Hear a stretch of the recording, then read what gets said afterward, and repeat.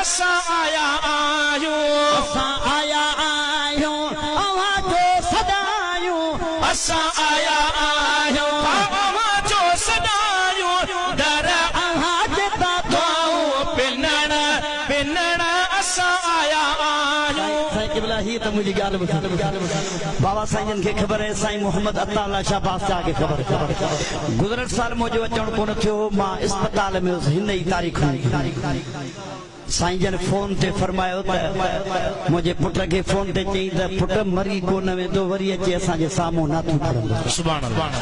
न न न सुभान अल्लाह इहा इन सुभान जे आसे अञा हिकिड़ी ॻाल्हि न ॿुधायूं साईं ॾाढा चवंदे पोइ ॿुधायूं साईं अञा ॾाढा न रुगो मां ख़ुशि थियुमि पर मदीने शरीफ़ जी टिकेट बि मिली सुभान अल्लाह थोरो ॾाढा उधर अव्हां जे दुआऊं पिनण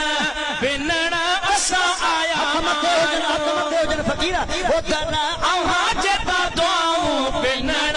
पिनण असां आया आहियूं खिज़री हयाती मालिक ॾितई शला खिज़री हयाती मालिक ॾितई शला खिज़री हयाती मालिक ॾितई शला खिज़री हयाती मालिक ॾितई शला खिज़री हयाती मालिक ॾितई शला थियूं घोर तोता मुर्शिद कामिल थियूं घोर तोता मुर्शिद कामिल थियूं घोर तोता मुर्शिद कामिल थियूं घोर तोता मुर्शिद कामिल दर अव्हां जे दुआऊं पिनण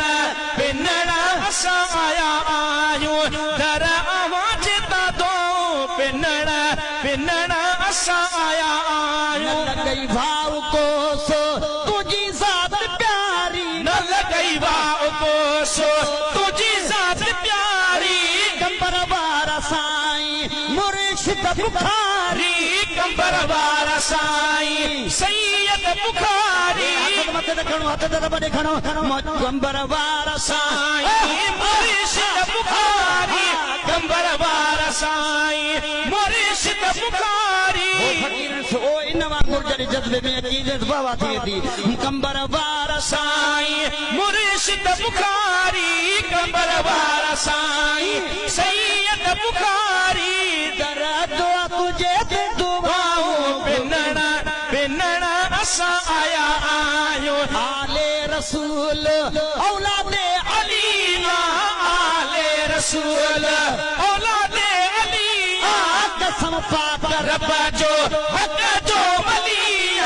कसम पाक रब जो सलामत बचने सां हूंदे मुंहिंजा साईं सलामत बचने सां हूंदे मुंहिंजा साईं बख़्शल ऐं ॼने खे दिल सां तलाई दर अव्हां ॼने खे दिल सां तलाई हे मैया त मथे खणो त रब करीम क़बूल फरमाए